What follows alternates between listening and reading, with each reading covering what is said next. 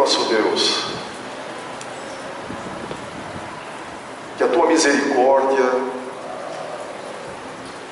seja derramada, Pai, sobre a tua igreja hoje à noite e sobre mim, que vou conduzir a tua palavra, que tudo seja feito para a tua honra e para a tua glória, em nome de Jesus. Amém. Amém. Eu quero convidar todo mundo para abrir a Bíblia, o livro preto ou o celularzinho, né? No livro de Oséias, capítulo 11. Eu gosto muito do Velho Testamento, porque ele joga tanta luz sobre o Novo, né? O livro de Oséias, particularmente, ele é um evangelho lá no Velho Testamento. Ele é as boas novas da misericórdia, da graça, do amor incondicional de Deus e da salvação, lá no Velho Testamento. A maneira como esse Deus persegue com amor o seu povo.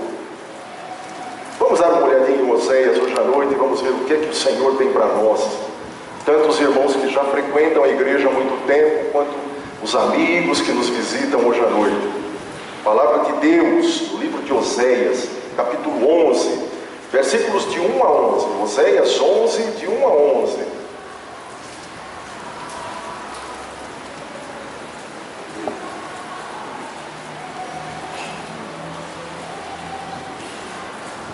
Oséias 11, de 1 a 11, diz assim: o amor do Pai e a ingratidão de Israel. Quando Israel era menino, eu o amei, e do Egito chamei o meu filho. Quanto mais eu os chamava, tanto mais iam da minha presença.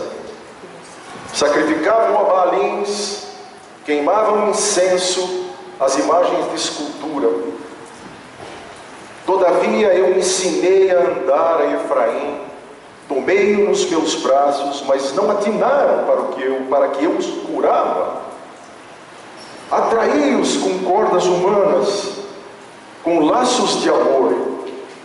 Fui para eles como quem alivia o jugo de sobre suas queixadas, sobre seus ombros, nos seus pescoços, e me inclinei para dar-lhes de comer. Não voltarão para a terra do Egito, mas o assírio será o seu rei, porque recusam-se a se converter. A espada cairá sobre as suas cidades e consumirá os seus ferrolhos, e os devorará por causa dos seus caprichos, porque o meu povo é inclinado a desviar-se de mim. Se é concitado a dirigir-se acima, ninguém o faz. Mas como te deixaria, ó Efraim? Como te entregaria, ó Israel? Como te faria como Adimá? Como fazer-te-ia um Zeboim? Adimá e Zeboim, duas cidades que foram destruídas, como Sodoma e Gomorra foram destruídas. Meu coração está comovido dentro de mim, e as minhas compaixões a uma se acendem a vosso favor. Não executarei o furor da minha ira, e não tornarei para destruir a Efraim, porque eu sou Deus e não homem, o santo no meio de ti. Não voltarei em ira.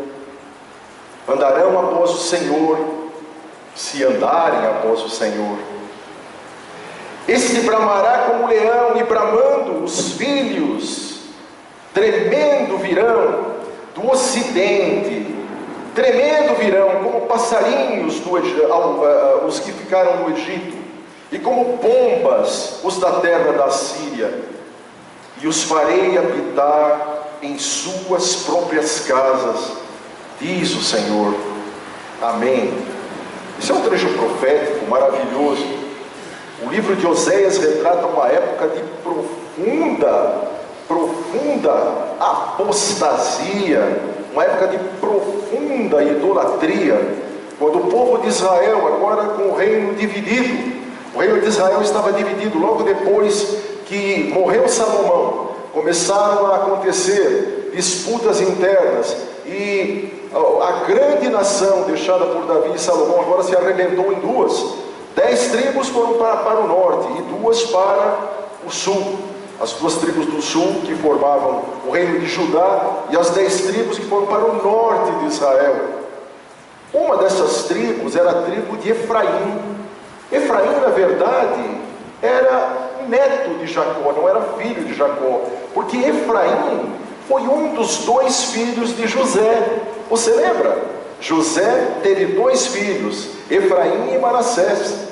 Efraim, na verdade, era o segundo, Manassés era o primogênito. Enquanto quando o velho Jacó, lá no Egito, foi abençoar os filhos de José, ele estava bem velho, ele abençoou os filhos de José com as mãos cruzadas, de tal maneira que a mão direita estava abençoando a Efraim, que não era o primogênito era Manassés.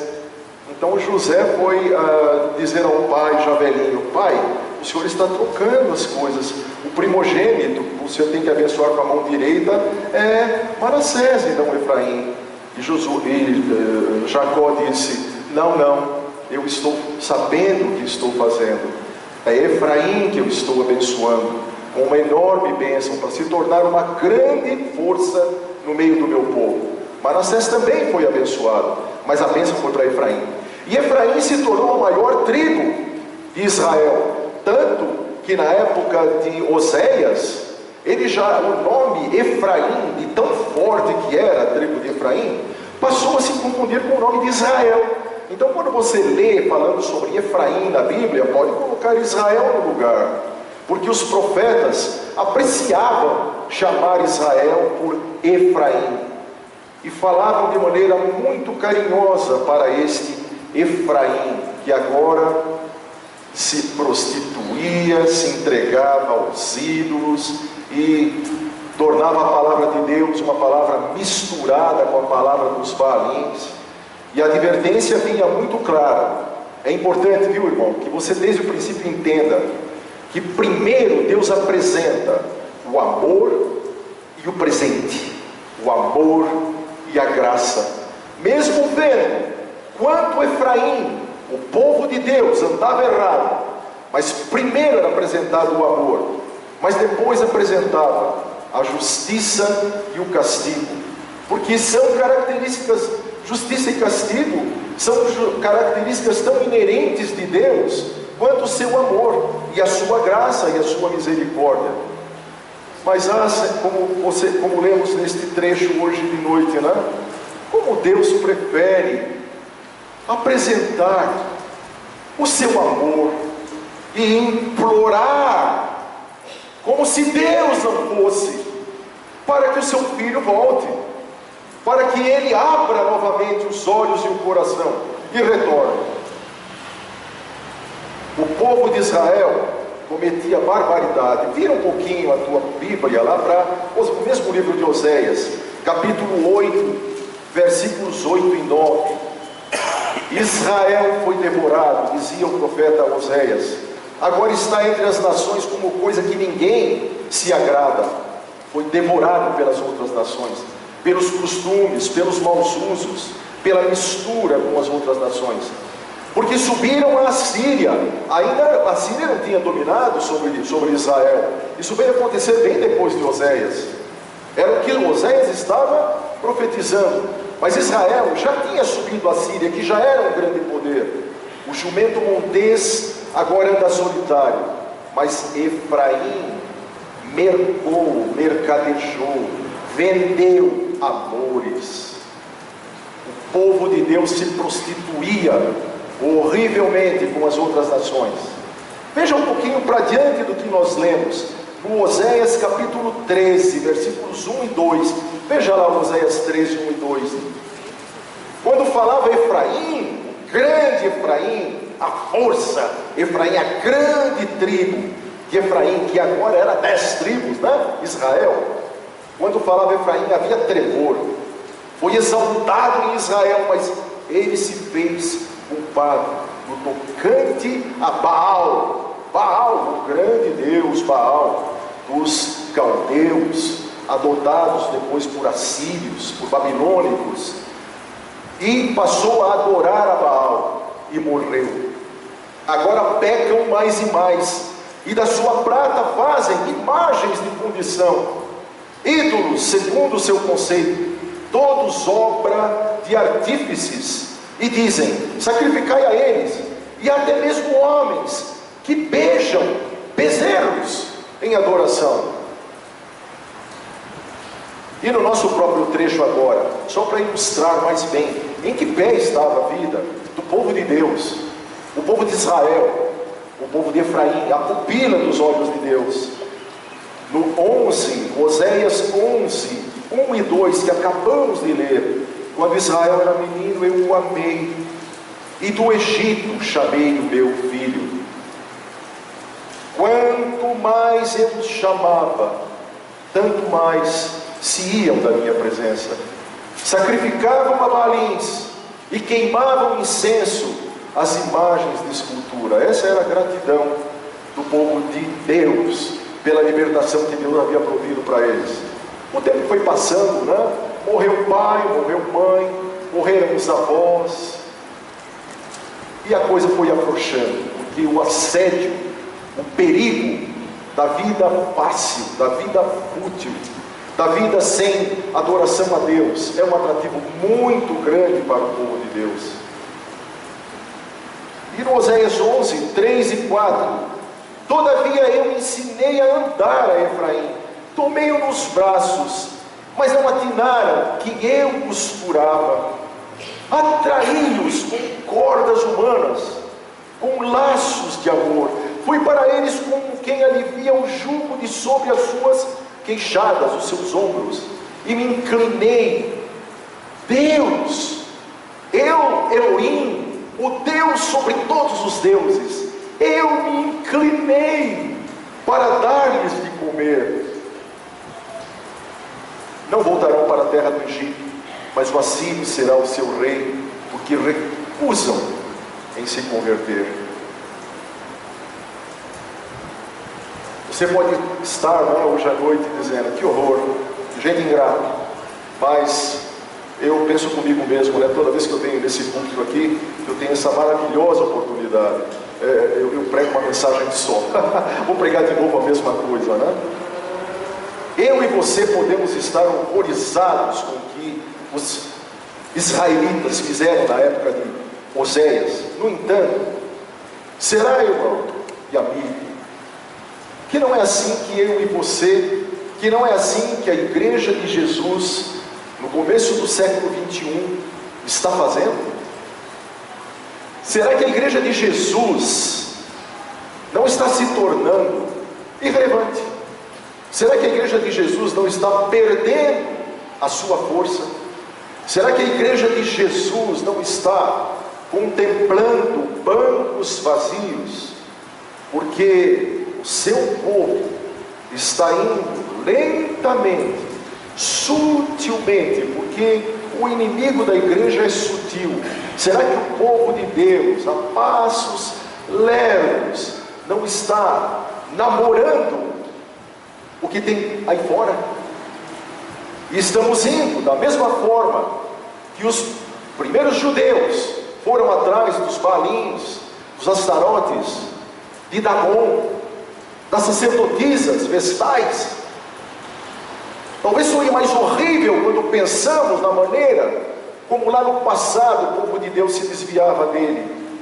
Mas será que nós, os cristãos de hoje em dia, não estamos fazendo a mesma coisa? É importante a gente lembrar que eles não se desviavam de uma vez só.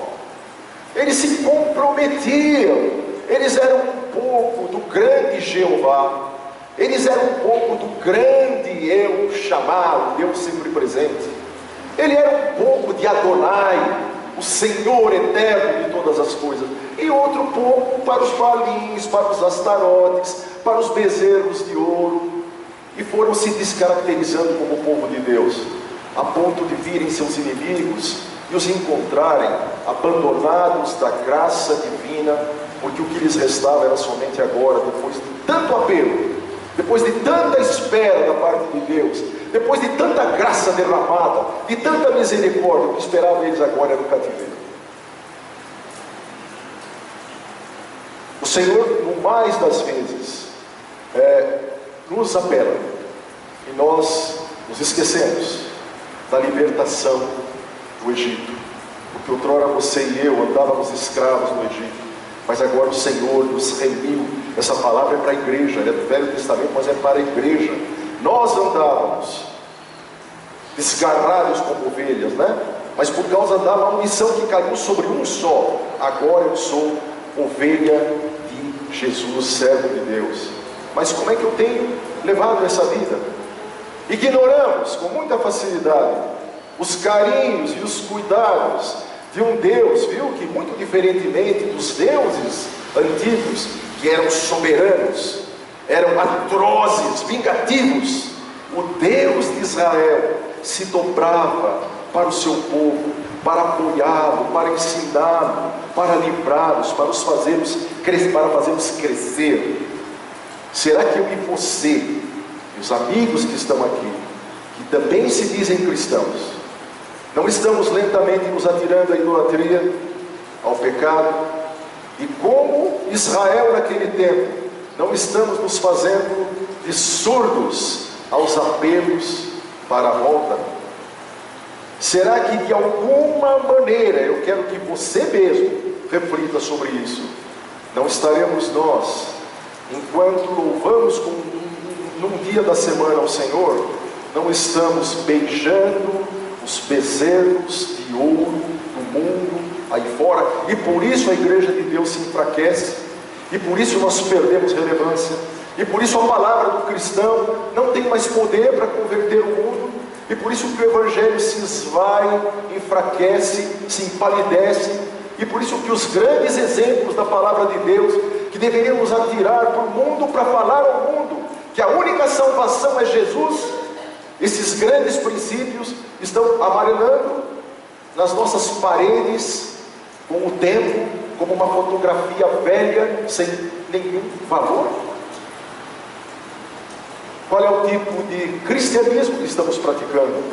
Eu quero que o irmão, que o amigo observe bem que não é uma palavra de acusação, são palavras de boas novas, porque a palavra de Deus está dizendo hoje para a minha igreja, que se nós nos voltarmos e revermos e nos entregarmos de fato a Deus, se nós pudermos amar a esse Deus que se inclina, um Deus que se inclina sobre nós, Ele certamente vai nos tornar cristãos com poder de pregar, cristãos relevantes, uma força no meio de um mundo perdido, que desesperadamente precisa da solução que passa pela cruz.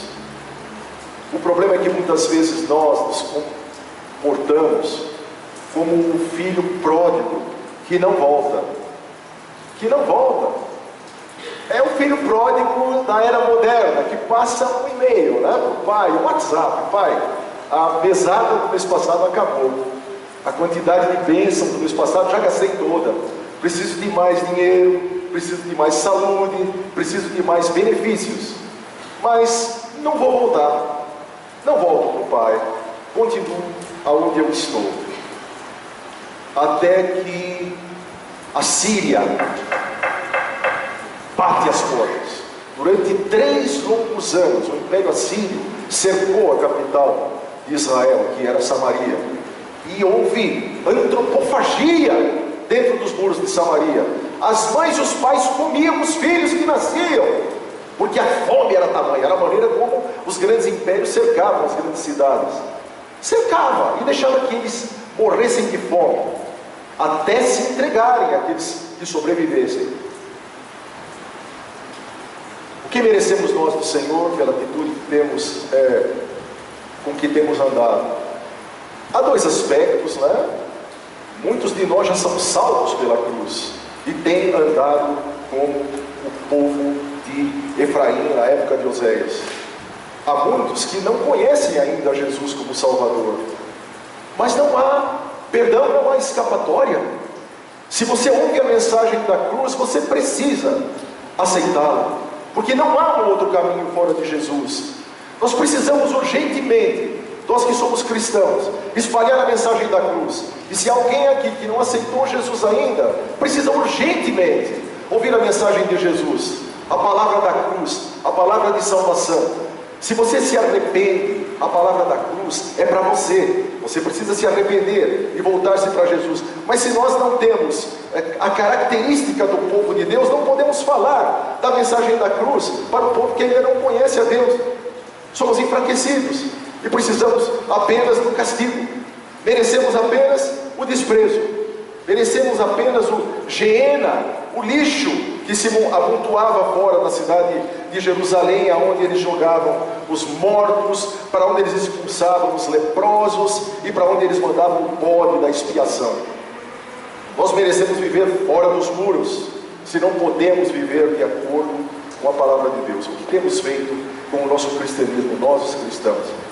E você que ainda não aceitou a Jesus, que pode estar nessa congregação como teu Salvador, o que tem feito com o teu Deus?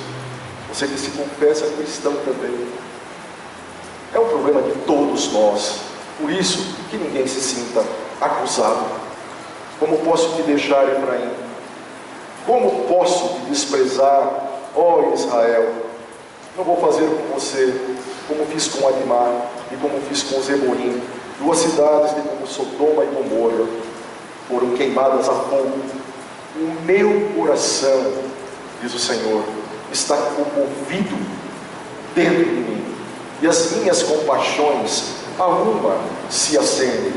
É a graça, é a misericórdia de Deus, é o braço maravilhoso de Deus, o rosto meigo da salvação sendo estendido para aquele povo que, contudo, insistiu e recusou.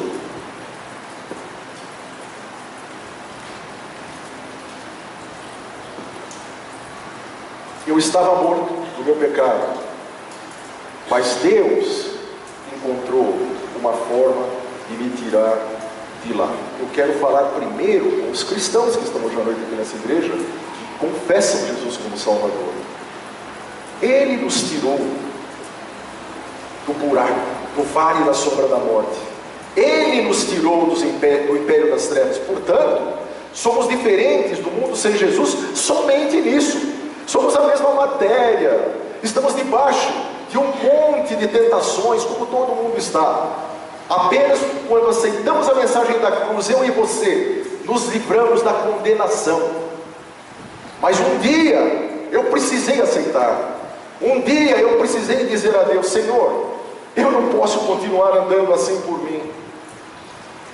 Eu precisei morrer para poder viver.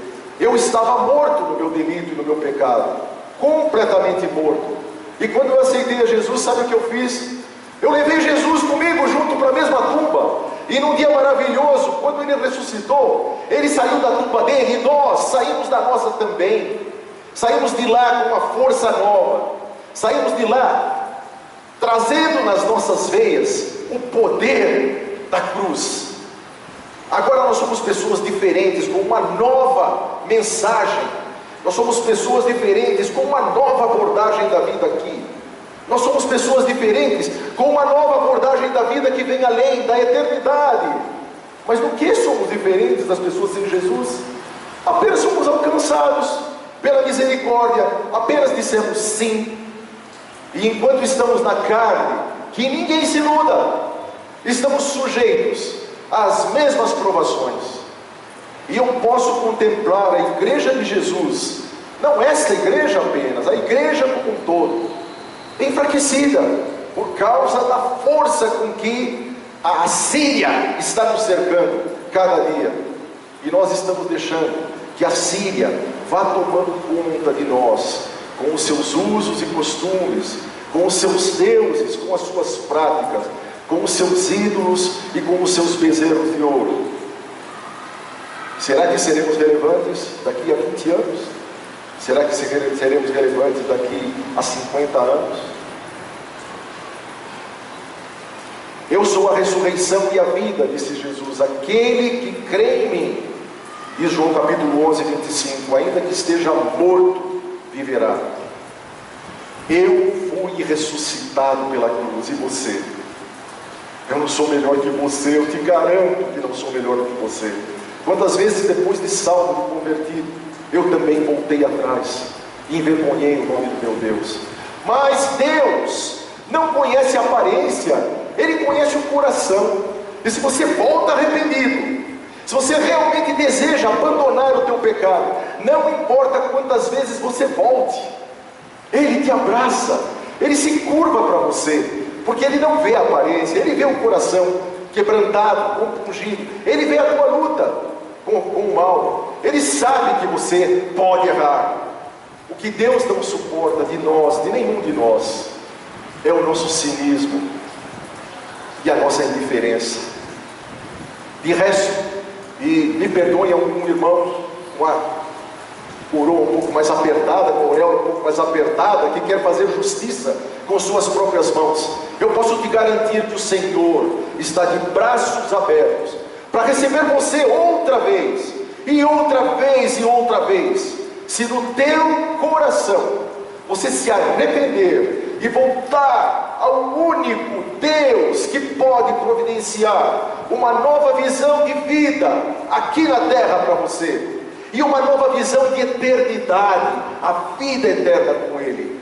O que Ele clama hoje para a nossa igreja, para toda essa audiência, se tem alguém aqui que está longe, volte, porque a palavra é agora. Busque o Senhor enquanto se pode achar, porque Ele busca você todo dia, todo momento. O olhar dele está sempre atento para você e para mim, com amor, com misericórdia e graça, um amor incondicional. Mas eu quero que você não esqueça jamais que o amor de Deus, a graça e a misericórdia é um presente que, se você não aceita, será precedido por justiça e por pena.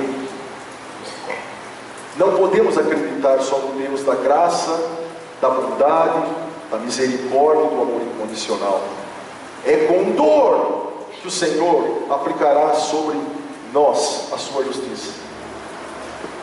Eu quero fechar essa palavra aqui, lembrando para os irmãos, muitos irmãos talvez estejam aqui dizendo assim: eu não tenho tido uma vida longe de Deus, eu tenho andado em piedade, em misericórdia, eu tenho andado na graça, eu tenho andado com Deus, e assim mesmo, sinto Deus tantas vezes, tão longe, tão distante. Eu quero só lembrar para os irmãos, 2 episódios, um deles que recentemente falamos aqui, 2 mulheres da Bíblia. A Sônia disse assim, ela brincando comigo lá: olha, você vai pregar, fale bem das mulheres, não fala mal não, você fala mal dos homens, não fale mal das mulheres. 2 mulheres, uma delas Agar. Você lembra quem foi Agar? Para quem não lembra, Agar foi uma escrava de Abraão, e Abraão era casado com Sara, e Sara era estéril, não podia ter filhos, e não há pior condição para uma mulher israelita do que não ter filhos. Então o que Sara fez? Muito próprio dos usos e costumes do povo israelita daquela época, né? A mulher estéril entregou uma escrava, uma serva, para o seu marido, para que através desta serva se reproduzisse a sua geração. E foi isso que Abraão fez. E quando Agar concebeu, essa escrava humilhou a sua senhora, que era estéril. E a sua senhora se enfureceu com ela e a expulsou e a perseguiu. E Agar foi para o deserto. Agar era uma egípcia e ela foi para o deserto. E no deserto ela sofreu. No deserto ela sofreu até que foi encontrada na beira de um poço d'água, muito distante do seu lugar. E ela teve uma teofania, uma visão de Deus. E o anjo de Deus disse a ela: Agar, se humilhe e volte para a tua patroa. E Agar, que não tinha sequer pensado que isso poderia acontecer, ela disse: que bom que eu estou diante do Deus que me vê. Eu estou diante do Deus que me vê. O Deus que me vê alcançou Agar. Algum tempo depois, Agar teve um filho, se chamou Ismael. E de novo aconteceu um episódio incrível. Sara, pela vontade de Deus, acabou tendo na velhice um filho, Isaac, o filho da promessa. E numa determinada ocasião, o Ismael zombava do Isaac, por alguma razão. Novamente, Sara se enfureceu e disse para Abraão: não tenho nada a ver com a tua escrava. A coisa mudou agora, né? Não tenho nada a ver com a tua escrava, porque o filho da herança é o meu filho Isaac. Mande embora sua escrava e seu filho. E Abraão, dolorido, colocou um odre d'água nas costas de Agar e despediu Agar, o menino que já devia ter uns 16 anos de idade, para o deserto. Lá foi Agar de novo para o deserto. Na primeira vez ela tinha alguma culpa, da segunda vez culpa nenhuma tinha. No entanto, parece que Deus havia abandonado Agar, até que de novo, quando a água do odre acaba e ela olha para o seu filho e vê o menino completamente abandonado à sorte, ela se distancia um pouco dele para que ele não a visse chorar, e chora amargamente quando de novo o grande Elohim, o grande Adonai, vai visitar Agar e disse: Agar, onde estás? O que está acontecendo? E Agar fala com aquele anjo do Senhor e explica a situação. E o anjo do Senhor diz para ela: fique tranquila, porque Ismael será uma grande nação e será lembrado por todos os homens. Imediatamente Agar encontra um poço de água, ela dá água para o seu filho, e a palavra de Deus diz que esse homem se tornou um flecheiro, um grande guerreiro, e uma grande nação saiu de Ismael, que teoricamente é a nação dos árabes hoje. Agar experimentou o deserto. Eu diria até para os irmãos que, se você não experimenta nunca o deserto, pouco você vai entender da cruz. Pouco você vai entender da cruz. Quem alcança a cruz há de passar por algum tipo de deserto antes. Não deixe que esse deserto queime os teus pés, as tuas mãos, queime a tua vida, antes de você chegar aos pés da cruz e encontrar a libertação. E a outra mulher, para encerrar, era Noemi. Noemi, lembra da Noemi? Noemi era uma hebreia, uma israelita, que num tempo difícil foi para a terra de Moabe com o seu marido e 2 filhos.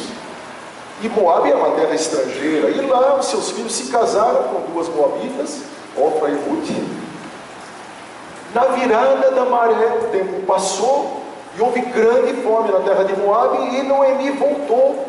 E na volta, ela voltou somente com suas 2 noras, porque os seus 2 filhos e o seu marido haviam morrido enquanto elas estavam em terra estrangeira.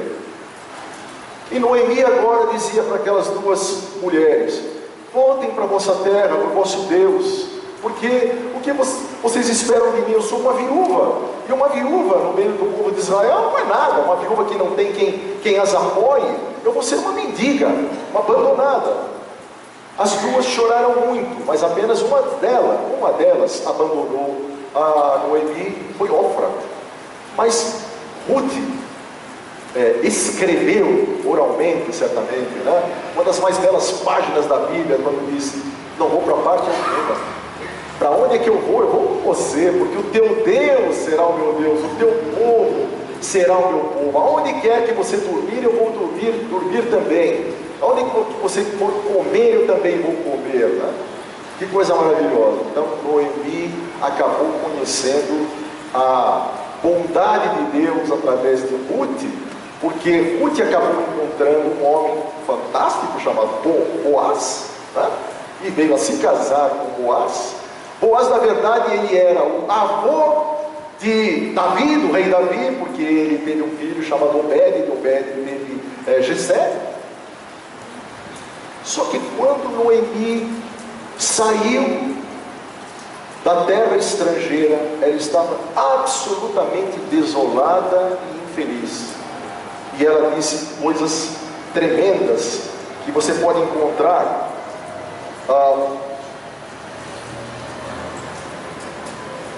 na palavra de Deus, no livro de Ruth, capítulo 1.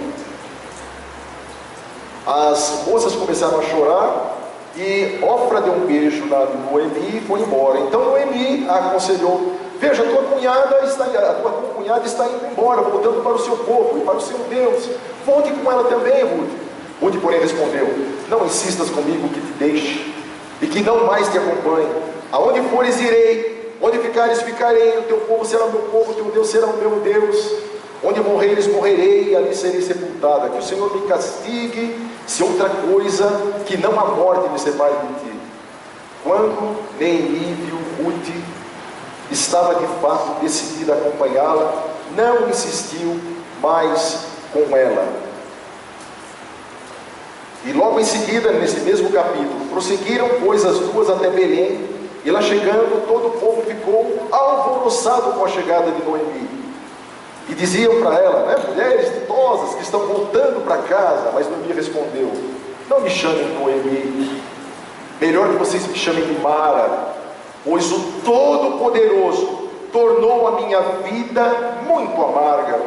De mãos cheias eu parti, mas de mãos vazias o Senhor me trouxe de volta. Porque me chamam Noemi? O Senhor colocou-se contra mim, e o Todo-Poderoso me trouxe essa desgraça. Noemi não tinha feito absolutamente nada de errado, no entanto ela sentia uma total ausência de Deus. Você se sente assim hoje à noite? Você tem levado uma vida reta, no entanto parece que Deus de alguma maneira te abandonou. A palavra hoje à noite é para você também. O Senhor é o Senhor que busca. O Senhor é o Senhor que nos persegue. O Senhor Jeová é o Senhor presente. Ele é Jeová chamar. O Senhor, Ele acompanha a você e a mim, independente se você está com um débito enorme com Ele ou não. Ele persegue com cordas humanas, como diz o livro de Oséias, a você e a mim, pedindo que a gente volte para Ele. Certamente Noemi pôde viver para entender que não havia nenhum tipo de abandono da parte de Deus, porque ela foi uma grande bênção quando trouxe Ruth de volta. Através dela veio a geração, a genealogia de Jesus, o Salvador, que é da raiz de Davi. Olha que coisa fabulosa. Uma mulher que se sentiu perdida, abandonada por Deus. Esta é uma palavra de consolação que eu quero trazer para a igreja hoje à noite. Se há alguém aqui que se sente desesperadamente só, abandonado por Deus, fica no teu lugar, fica em fidelidade, porque você vai ver Deus ainda fazer maravilhas. E quero voltar a Oséias e dizer para todos nós cristãos: cuidado com o passo que dá, cuidado com o caminho que andas, cuidado com as influências que o mundo pode te dar. Você não foi feito para viver numa redoma de vidro, você foi feito para alcançar o mundo, você foi feito para evangelizar, você foi feito, e esta é a missão da igreja, para proclamar este Jesus Salvador para aquele que estava perdido, como você também estava perdido antes. Toma cuidado, portanto, para que a maldição da Assíria não pegue você. E não culpe a Deus por isso, irmão. Não culpe a Deus, porque é depois de muita misericórdia, de muita graça, de muito amor incondicional, de muito se curvar de Deus sobre você, que a mão dele vai pesar. Buscai o Senhor enquanto se pode achar, porque Ele busca você todo dia. Invocai-o enquanto está próximo. Diz o profeta Isaías: ainda que os vossos pecados sejam vermelhos como a escarlata, eles se tornarão mais brancos do que a neve. Ainda que sejam vermelhos como o carmesim, se tornarão brancos como a pura lã.